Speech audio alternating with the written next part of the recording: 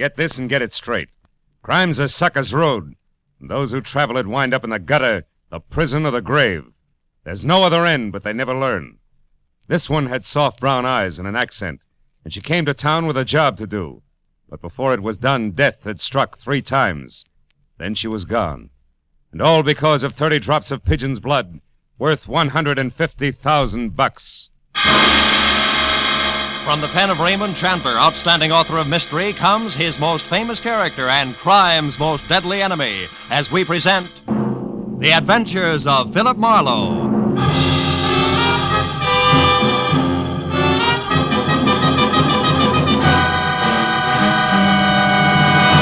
Now, with Gerlad Mohr, starred as Philip Marlowe, we bring you tonight's exciting story, The Pigeon's Blood.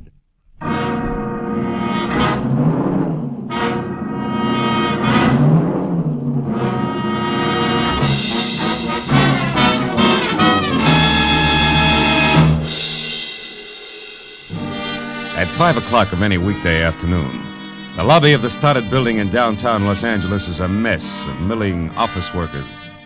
So I was 10 impolite minutes peering into chattering faces before I found my new client, Charlene Danielle. When she'd called me an hour ago, her slight French accent had been coated with worry, as she identified herself as an illustrator for a fashion magazine with offices in the building, and said that she needed help. She was huddled in a shadowed far corner of the lobby like a frightened puppy, going through his first thunderstorm. When I was close to her, she stepped into the light and hurriedly took my arm. I am glad you didn't disappoint me, Mr. Marlowe. Come along, please, quickly. There's a bar just across the lobby where we can talk. All right. Come along, please. It's already late. Soft, lustrous hair that was shingled into 1,000 short curls which kept running into one another framed a beautiful face, and a wisp of a smile that never seemed to leave her lips labeled her gentle people. I couldn't quite get over it. When we were inside the bar and seated at a table, she was still talking. I was still thinking how lovely she was. Mr. Marlowe, are you listening? Oh, yes, of course I am. Yes. Now, what I want you to do is simple but very, very important. It must be done at once. Easy, honey. That's not going to help any. Now, one step at a time. What is it, Charlene? I'm sorry. It's a terrible man named Marty Loomis. He lives here in Los Angeles on North Rossmore Street, number 7710, a private house. He is the one who had the collection stolen from Vivian's father. I know he is... Hey, wait a minute. Whoa. Slow around the corners, huh? Now, first of all, what's the collection of? Rubies, Mr. Marlowe. Rare pigeon's blood rubies. Uh-huh. Exquisite ones. The 30 of them worth at least, the very least, $150,000. Tell me, are all the rubies as lovely as you are? Please, Mr. Marlowe. Okay. Who's Vivian? My best friend, the girl I grew up with in Lyon. She's still in France, but I got out before the war to Mexico, Ensenada. Some friends at the Riviera Pacifico helped me to get to California. Vivian and her father, Maurice Jardot, an old man now. They lost everything they had, family, a home, their business, and then they had only the rubies left. Which should bring us to this guy Loomis, huh? It does. Mr. Marlowe, he was in France only last month, a guest in the Jardot home. A charming American businessman who was going to buy the rubies. But who just wouldn't say when. Tell me, Charlene, did anybody actually see him take the stones? No, but there's no doubt that he did it, Mr. Marlowe. He was one of the few persons who knew where Monsieur Jardot kept them. What about the police? Oh, no, Mr. Marlowe, not yet. Only when we know that Loomis still has the stones, when we know where the rubies are. You see, any hurried arrest would only mean that the jewels would be gotten rid of, gone forever. Why isn't Vivian here, Monsieur Jardot? I told you. He is an old man, a broken man, and they are penniless. The rubies were going to be sold. That's why this Loomis was visiting with them. Now, please, Mr. Marlowe, can you do this for me? Can you find out where the jewels are? It would mean so much if we can return them. So much. Yeah. Where can I find you later, Charlene? I live at the Bradford Arms. The telephone number is Sunset 10229. 10229. Now, what is your fee, please? Well, we'll talk about it later, huh? All right. You are kind. I only hope that later isn't too far away. For Monsieur Jardot's sake? Why, yes, for everybody's sake. Good luck.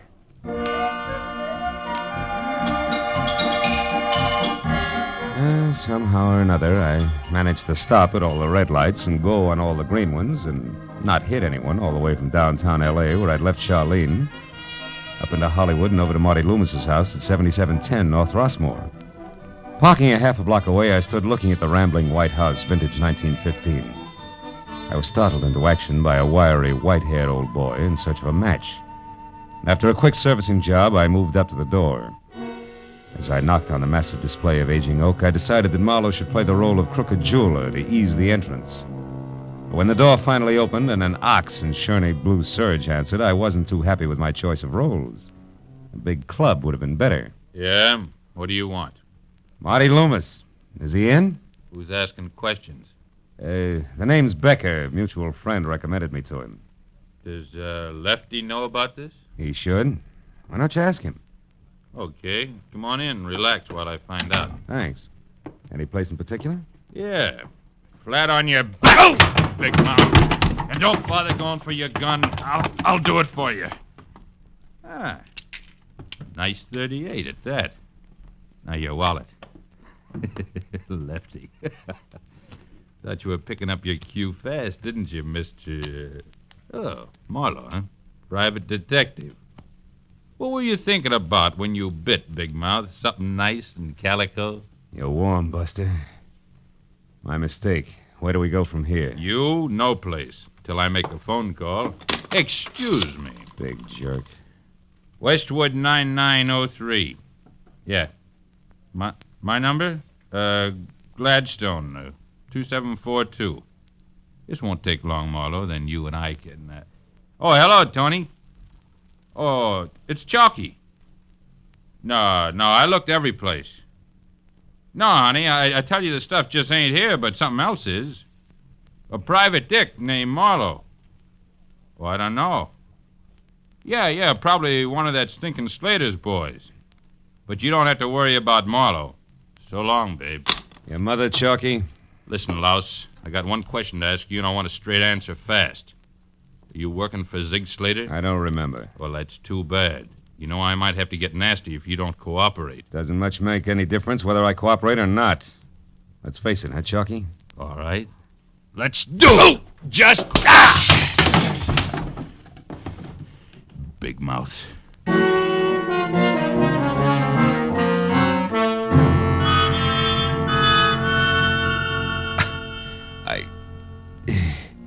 By the time I sorted my legs out from those that belonged to the coffee table, Chalky was gone.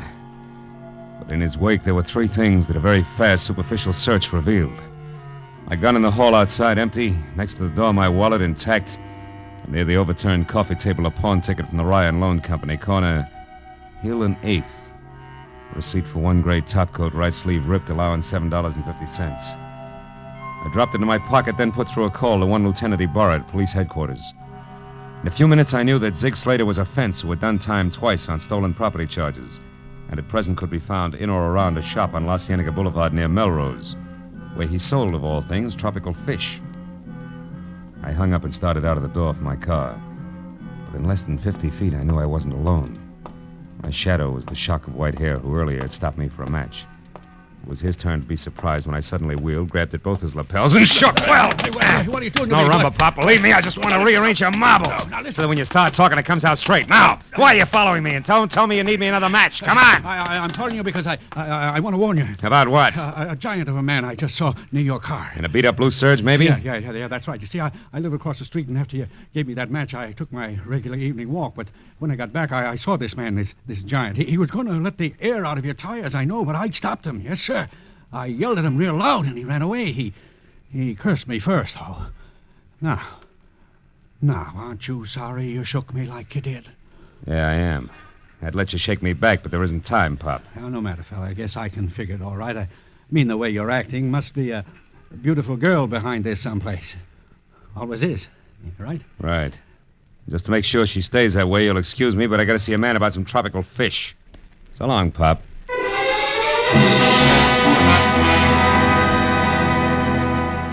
Zig Slater's place on La Cienega was 3 walls, lined almost solid with bubbling tanks that were home for the kind of screwy-looking fish that made you wonder what they could possibly see with a bad case of DTs. Slater was small and slight, with black darting eyes that were too large for the rest of his face, which was prune-winkled, shaped like a Coke bottle, and had all the come-hither look of an octopus. He was on the phone. It wasn't until I was close enough to hear the number he was after that I Operator! was glad he was having Operator, trouble. that was the wrong number. Because it was the same digit arrangement that Hello? Chalky had called earlier, Hello, and operator? prefixed Westwood as well. No, operator, I did not call 9933. It was Westwood 9903. That's right. 03, yeah. Stupid people. Hello, Toby. It's Ziggy, darling. Where have you been? I tried to reach you half a dozen times. A walk, oh. Oh, well, look, baby. You meet me over at... Wait a minute. Lost something, mister? Why, yes. As a matter of fact, I have.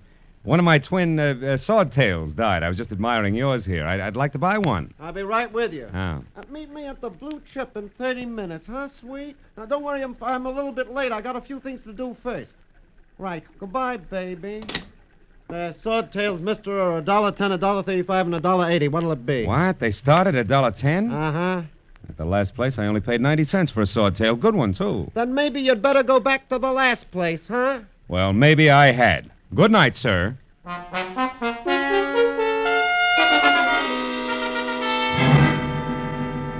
I was outside in my car and pointed toward the Blue Chip, which was an ex-speakeasy on Santa Monica Boulevard that had quite never gotten over it, I knew that I had something to work on before it was time to call Charlene and report that so far I had located neither the Rubies nor Marty Loomis. With luck, I could have words with Toby at the Blue Chip before Slater arrived. So 20 minutes later, when I was there and seated at an all-alone table for two, drink in front of me, I looked up at the sound of high heels clicking toward me and the 5.5 feet of blonde who grew out of them in wraparound suede. When I called Toby by name and she pivoted like she was built on a hinge, I was back in business. I don't know you. What do you want? If it's handy, Chalky's telephone number. You're Marlowe, aren't you? Yes, and private detective you ordered bounced around. Now, let's not waste any more of each other's time, Toby. Where's Marty Loomis? Oh, sorry. I never heard of him. Or the Pigeon Blood Rubies? Who are you working for, Marlowe? Don't you remember? I'm one of Slater's boys. You're a liar. Not a double-crosser, Toby. Oh, what do you mean by that? And when you're on the phone with Chalky, Brother Ziggy is referred to as the stinking Slater. But when Slater's on with you, it's sugar and spice all the way around. Which means what? That you're not even close to being on the level with one of them. I discount Chalky because his kind you hire, pay, and forget. When the job's done, Marlowe, so behave. He's right outside that back door. It's a little thoughtless of you, isn't it, Toby? The lad's topcoats in hockey might catch cold. That I'd hate to see. I'll bet. Now look, Marlowe, once more. What are you after? 1 Rubies, 2 Marty Loomis. And if I can't help you find either of them? Then I go to Slater. On whose behalf? My client who represents the real owner of the stones. Named what? It escapes me, Toby. Let's just call her a lovely lady from France, huh? From France? Hmm. For a minute, I thought you were on the side of law and order. What says different? Marty Loomis is dead, Marlowe. Has been all night in the closet of his study at 7710 North Rossmore. What? And just so you don't miss the point, one thing more, I found the body. But first, outside, I found something else. Running away, it was a girl, Marlowe. A girl with a French accent.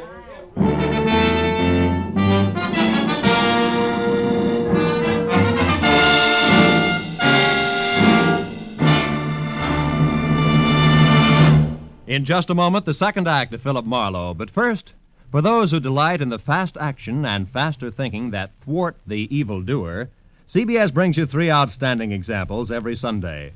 The Green Llama brings you the adventures of wealthy young Jethro Dumont, who uses his knowledge of the mysterious East to combat evil doings on this side of the Pacific. Call the Police summons Police Commissioner Bill Grant to trail the objectionable offender and bring him to justice. Sam Spade, well, what need to enlarge upon the extraordinary exploits of Dashiell Hammett's brilliant Private Eye, hero of the Maltese Falcon, and many other crime classics. You can find these thrilling examples of mystery, adventure, delight every Sunday on most of these CBS stations. And now, with our star, Gerlad Mohr, we return to the second act of Philip Marlowe and tonight's story, The Pigeon's Blood.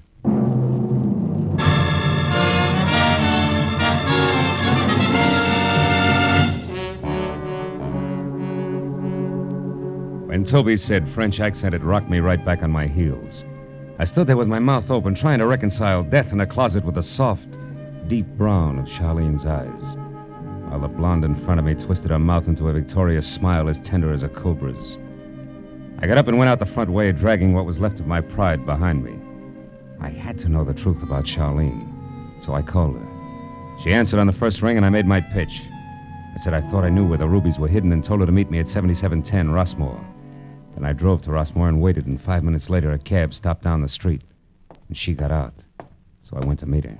Marlowe, is that you? Yeah. Come on, this way, Charlene. Are they here, Marlowe? In this house? The rubies, I mean. We'll find out, baby. Come on. But you Side said door's open. I said I wasn't sure, and I'm not. About a lot of things. Here, watch the stairs. They should lead to the study. You Yes, still with me? I'm coming. Yeah. This is it. Oh. Okay, Charlene. Now, if I've been lied to, this is the place to check. We'll start with that closet there. The closet? Yes, open it up. Go on, open it. All right. No, I can't. You can't because you already know what's inside, don't you? Well, I'll open it for No. you. Oh, I didn't do it. I didn't. You knew he was there, so he must have been in here before.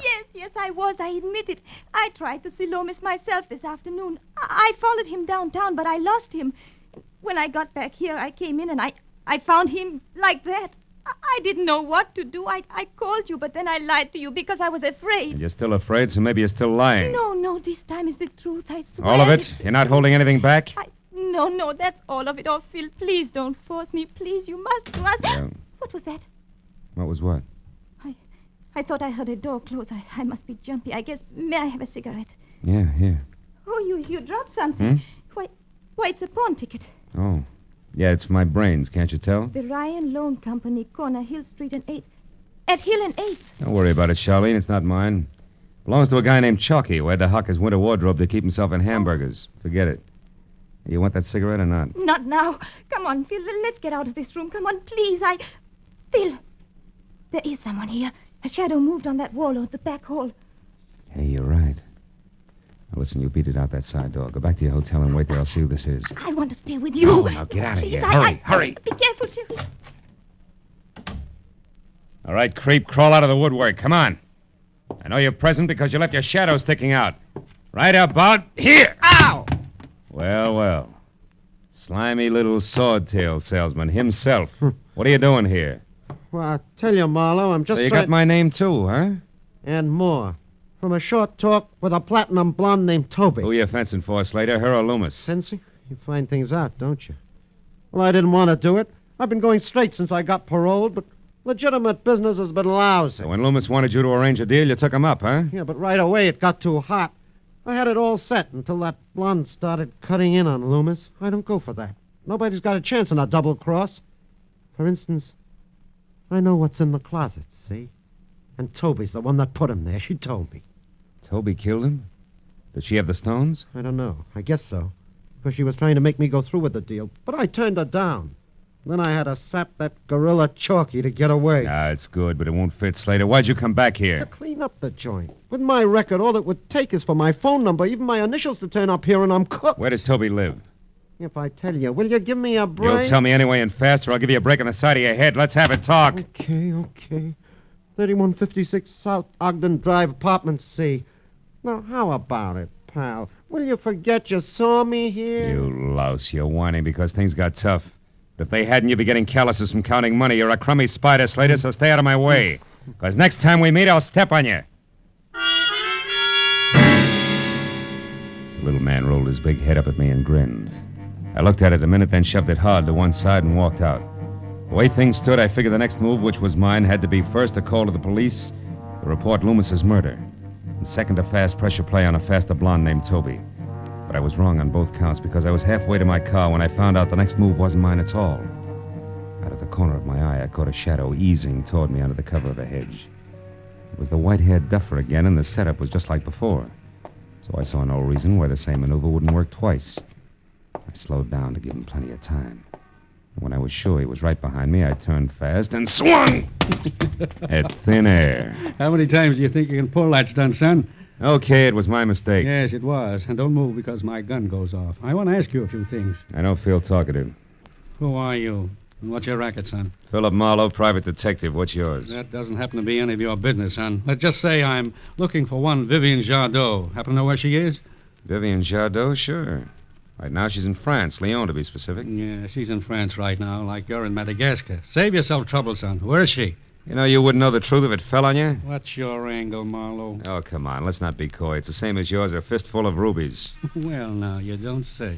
And I suppose that's why Vivian Jadot's been following Loomis around all afternoon. Vivian again. You won't turn loose, will you? Now, listen, son. The Jadot dame is here in town. I happen to know she hopped off a Norwegian freighter. I finally picked her up right here. She was tagging Loomis, and I tagged her. We played Ring Around the Rosie clear downtown. I lost them in a traffic jam, but I picked up Loomis again for a few minutes at the corner of Hill and 8th. The Jadot girl, Wait a minute. Did you say Loomis was at Hill and 8th? Yes, that's right. Why? Because I know a guy who'll give $6 for a gray topcoat on that corner. So what? So whoever said you can't teach an old dog new tricks was nuts, wasn't it? That one's called slap the pistol and bust the old geezer. Sorry, Pop, it had to be. I got business that won't keep. So long.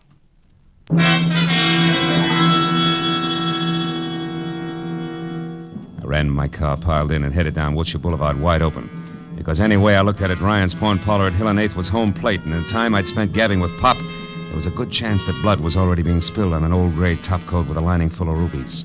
And when I remembered Charlene had walked out with a pawn ticket for that coat in her hand, I got a little sick. When I got to Hill and 8th, I spotted Ryan's place squeezed into a 4-foot crevice between two tall buildings and dark inside.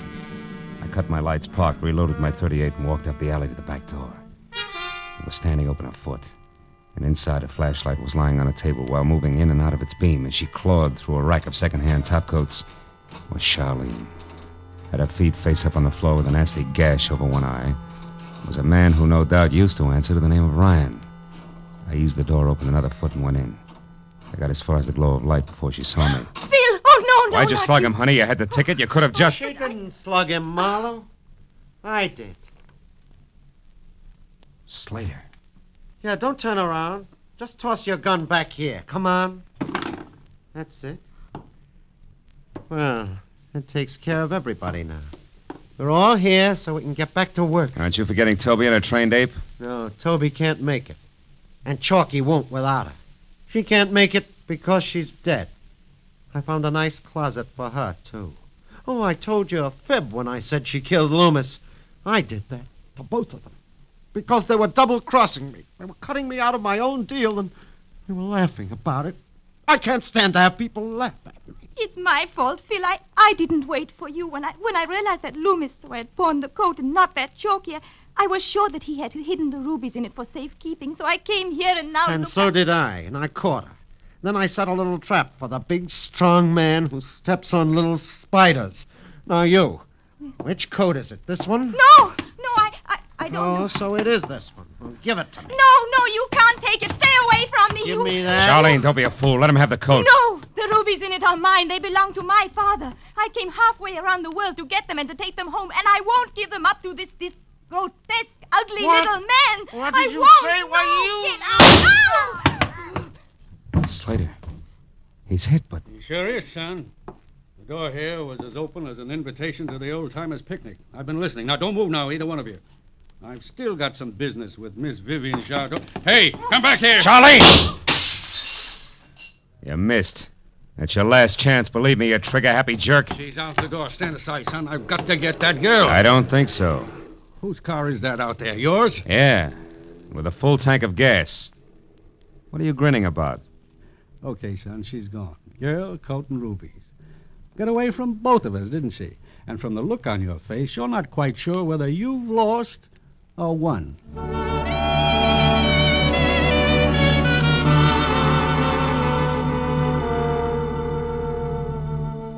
2 hectic hours jammed with phone calls, police reports on Toby and Chalky, and long-winded conversation in general went by before the whole mess of dovetailed motives and overlapping authority was straightened out, to the point where Detective Lieutenant Ibarra decided to get along without us and turned me in, my white-haired pal, who I blushed to discover was one Sam Harris, 20 years an officer with the Immigration Service, loose on the town again. In Sam's car, we threaded through the traffic. Big night, wasn't it, son? Yeah. You know, Sam, you should have told me who you were and saved yourself that swollen jaw. Yeah, that's all right. In a mix-up like this one was, a few loose teeth are better than a loose tongue any day. All I knew was that Vivian Jadot was an alien who jumped ship. I didn't know a thing about those rubies until I was right in the middle of it. She just made up the whole story, huh? About being Charlene Danielle and working here as an illustrator? That's right. What are you going to do about her, Harris? Well, son, as it works out, I'm on her side now. How's that? She wants to get back to France, and it's my job to see that she does. There won't be any trouble. You know, she's a crazy kid to try what she did alone. But she made up her mind to get her rubies back, and she did. Yeah.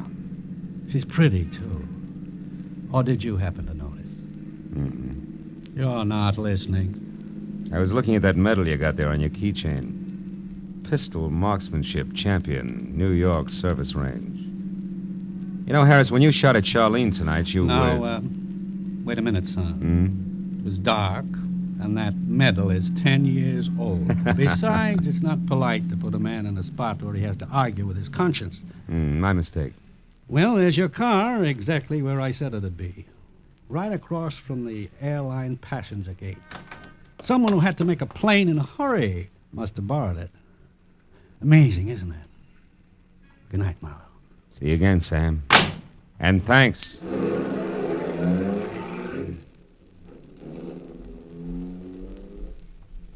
When Harris drove away, I walked over to my car and got in. But I didn't start up right away. Instead, I just sat there and thought of a plane fading off somewhere in the night. And the girl from France with soft brown eyes. And remembered that I didn't even get a chance to say goodbye. But then I saw it.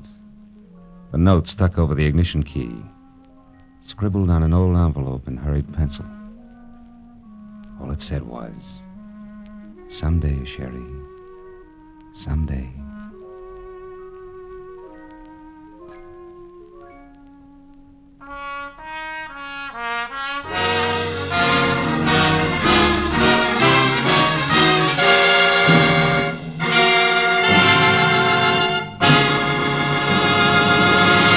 The Adventures of Philip Marlowe, bringing you Raymond Chandler's most famous character and crime's most deadly enemy, star Gerlad Mohr, and are produced and directed by Norman MacDonald.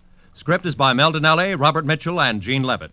Featured in the cast were Alma Lawton, Edgar Barrier, Gloria Blondell, Herb Butterfield, and Barney Phillips. The special music is by Richard Orant. Be sure and be with us again next week when Philip Marlowe says... Easy money is a sucker's racket. This time it started as a routine search for a rich girl's fiancé, and the trail led to a silent house haunted by a face at the window and blood in an open cedar chest. But before it was over, it became a quest for a corpse that wouldn't sit still.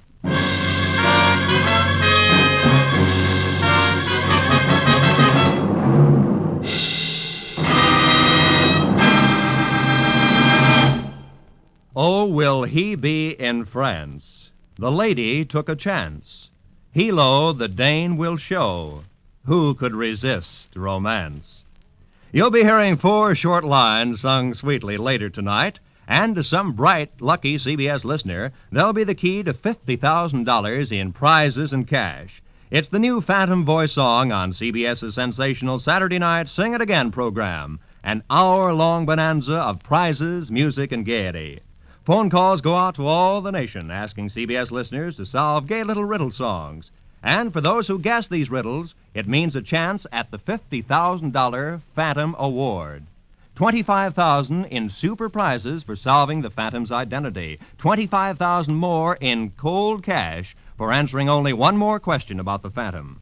Listen closely when Sing It Again comes to you on most of these same CBS network stations just a little later this evening. This is Roy Rowan speaking. Now, stay tuned for Gangbusters, which follows immediately over most of these same stations.